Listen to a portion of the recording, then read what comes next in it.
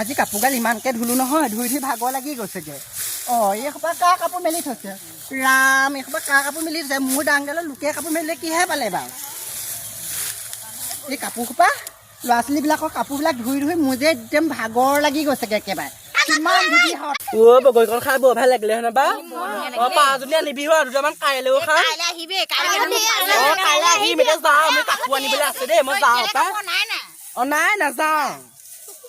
অঁ 9টা বজাতে কাপোৰ গাল মেলিলি নহয় এতিয়ালৈকে নাই অঁ কাপোৰ কোনে মেলিলে কাপোৰ সোপা